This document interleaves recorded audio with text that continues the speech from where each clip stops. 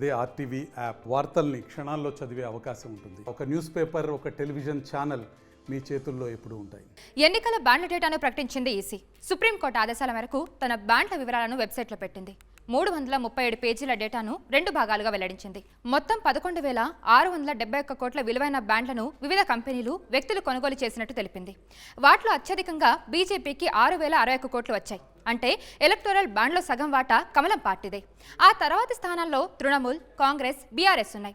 ఇక తెలుగు రాష్ట్రాల్లో ప్రముఖ కంపెనీ మెగా ఇంజనీరింగ్ పార్టీలకు అత్యధిక విరాళం ఇచ్చింది. మొత్తం 966 కోట్లు డొనేట్ చేసింది మెగా ఇంజనీరింగ్.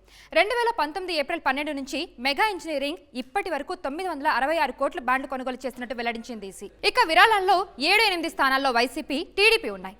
ఏపీలో ఎన్నికల బాండ్ల రూపంలో అందిన విరాళాల్లో వైసీపీదే అగ్రస్థానం.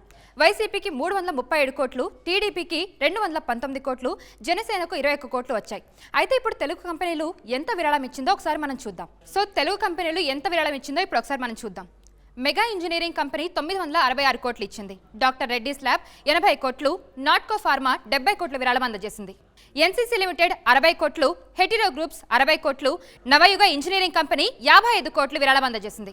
దివీస్ ల్యాబొరేటరీస్ 55 కోట్లు, అరబిందో ఫార్మా 50 కోట్లు, రిత్విక్ ప్రాజెక్ట్స్ 45 కోట్లు విరాళం అందజేసింది. గ్రీన్ కో 35 కోట్లు, అపర్ణ ఫార్మ్స్ అండ్ ఎస్టేట్స్ 30 కోట్లు, ఎస్ఎస్ఎల్ సెస్ హైదరాబాద్ 29 కోట్ల విరాళం అందజేసింది. కల్పతరు ప్రాజెక్ట్స్ 26.50 కోట్ల విరాళం అందజేసింది. మై హోమ్స్ ఇన్ఫ్రాస్ట్రక్చర్స్ 25 కోట్లు, రాజపుష్ప గ్రూప్స్ 25 కోట్లు అందజేసింది. ఏపీఎల్ హెల్త్ కేర్ లిమిటెడ్ 10 కోట్ల విరాళం అందజేసింది.